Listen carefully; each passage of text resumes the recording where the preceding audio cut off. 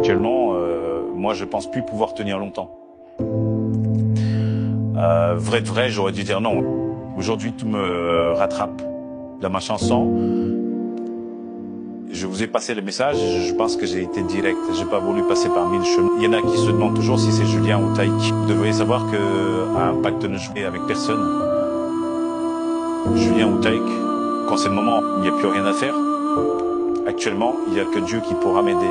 Et par pitié, si vous pouvez m'aider à prier et de me sauver, je vous serai énormément reconnaissant. Il est dit que même si aujourd'hui tu signes des pactes, si un jour tu te repentis en te tournant vers Dieu, tu seras sauvé. Alors j'ai arrêté avec ma carrière, car ce succès n'était pas de Dieu, je veux vivre longtemps, aller de l'avant et profiter de beaux moments comme un homme ordinaire. Je regrette et je supplie Dieu de m'écouter depuis là-haut. Les gars, réfléchissez avant toute décision. Je vais mourir à 30 ans. Non, un seul redise encore pour que vous compreniez, je ne l'ai pas dit pour le plaisir, mais cela a été le pacte. Mais là, je regrette, car la vie est tellement belle que je mérite d'aller encore plus loin, frères et sœurs, qui aimez la musique. Et je peux vous dire et de bien pouvoir réfléchir avant que il vous proposer des trucs qui vous donnera une vie bien plus avancée et la rêve de pouvoir réussir avec l'aide de Dieu. Et non la facilité, car il y a un prix à payer. Otep, cher Kamit, aujourd'hui je vais parler avec vous de pacte. Voilà, de pacte avec le diable. Comment se passe le pacte? J'ai eu l'inspiration de faire cette vidéo après avoir reçu un partage en ce qui concerne l'artiste camerounais d'origine de nationalité française, l'artiste Thaïs. Alors, en ce qui concerne cet artiste, on va dire que c'est un jeune homme qui a 29 ans, donc qui est né le 2 mai 1996 à Paris, à Marseille. Il est né en France, à Marseille. Voilà, son vrai nom c'est Julien Boadje Kamgan. Voilà. Alors,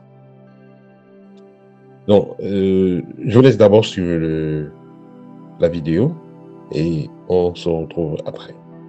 Alors, vous avez suivi la vidéo. Le jeune homme dit qu'il regrette d'avoir fait son pacte et voilà, et qu'il va mourir l'année prochaine. Alors, est-ce qu'il s'agit d'un buzz? Est-ce que c'est quelque chose du réel? Voilà donc la question. Vous savez, chers abonnés, en ce qui concerne le monde artistique, surtout en France, en ce qui concerne le monde artistique, c'est très compliqué, que ce soit la France, que ce soit les États-Unis, bref, dans des pays qui sont dominés par des obédiences, je vais dire maçonniques et d'autres formes de loges. Dans ces pays-là, pour pouvoir atteindre un certain niveau, il est clair qu'ils vont vous imposer d'entrer dans certains réseaux.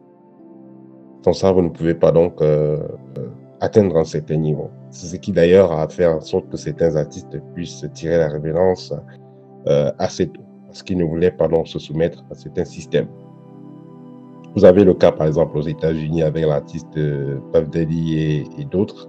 Vous avez R. Kelly.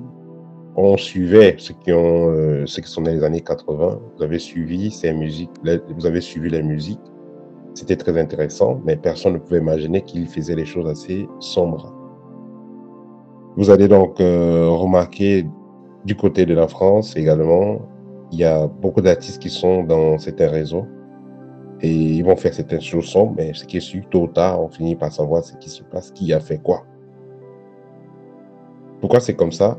Parce que ces gens qui les gouvernent, c'est ce que ces gens font et on les invite à on les invite à faire partie de cela. Qu'en est-il donc quand vous faites le pacte avec le diable? Je dis souvent que faire le pacte avec le diable, ce n'est pas que le diable va venir avec des cornes et il va signer le papier avec vous. Non, c'est un réseau dans lequel vous entrez. On vous fait prendre des engagements, de faire certaines choses, de respecter certaines conditions. Une fois que vous avez pris des engagements, vous allez vivre votre vie tant que tant que vous allez continuer à respecter les engagements. Ce qui se passe souvent avec certains artistes, c'est que on les demande de faire certains sacrifices pour atteindre certains niveaux, pour faire les choses. Ils vont accepter ce qu'on les a demandé. Voilà. Et après, à un moment donné, ce qu'on les demande ne peut plus. Et ils sont obligés de soit tirer la révérence, soit ces gens-là finissent avec eux.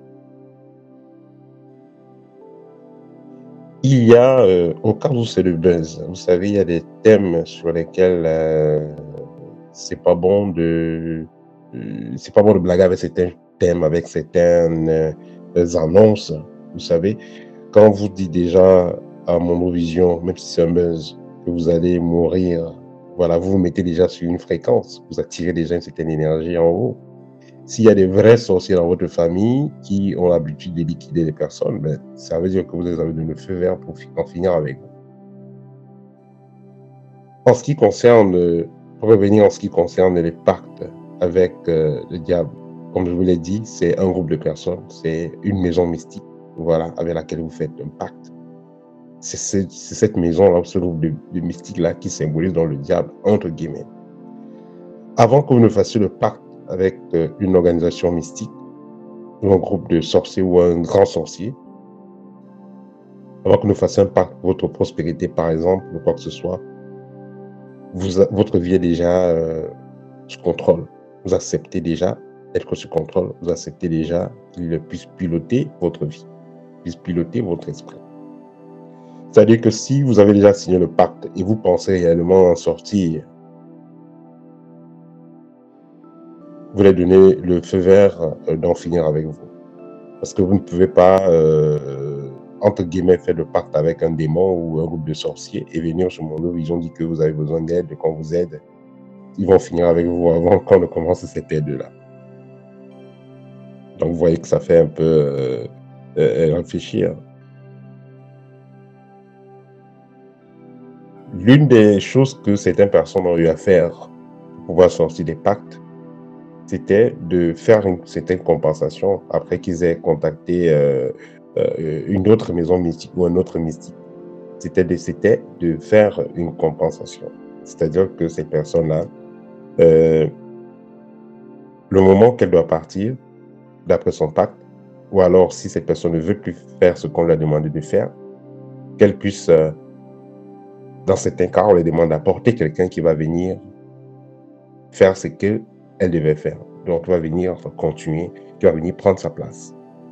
Dans certains cas, si elles ont contacté dans une autre maison mystique ou d'autres mystiques, dans certains cas, ces personnes feront un sacrifice qui va permettre qu'elles puissent clôturer son pacte. Ou alors que l'autre mystique, l'autre maison mystique puisse clôturer l'alliance qui a été faite avec l'autre partie.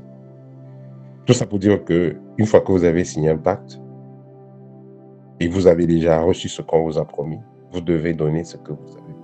Et voilà, il n'y a pas de prière, il n'y a pas de Dieu ou de Seigneur qui va vous aider ici. Parce que vous avez déjà reçu ce qu'on vous a donné. Donc la seule solution, c'est quoi? C'est la compensation. Voilà, c'est la compensation. Voilà. Pour conclure, quand vous êtes artiste, vous êtes sportif, le succès vient réellement du travail. Parce que même si vous allez voir des stars comme les Cristiano Ronaldo, les Tofis, des grands musiciens comme Fali et autres, il est clair que beaucoup d'artistes vont faire des pactes. Mais beaucoup d'entre eux ont d'abord un talent.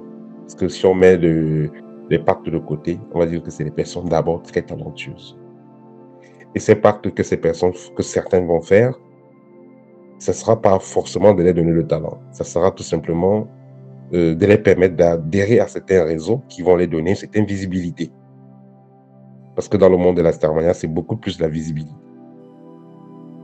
qui va faire que certains artistes arrivent au sommet. Parce qu'il y a beaucoup qui ont des talents, mais qui n'arrivent pas au sommet parce qu'il n'y a pas de... ils n'ont pas de connexion, ils n'ont pas de réseau fort. Donc, c'est le réseau qui va jouer. Et pour pour avoir accès à certains réseaux, il faut faire des alliances. Voilà où le bas blesse. Voilà le problème qui se pose. Donc, nous espérons qu'avec le temps, la nouvelle génération se détourne de cette partie mystique et séphétique-là, de ces alliances et séphétiques-là, pour pouvoir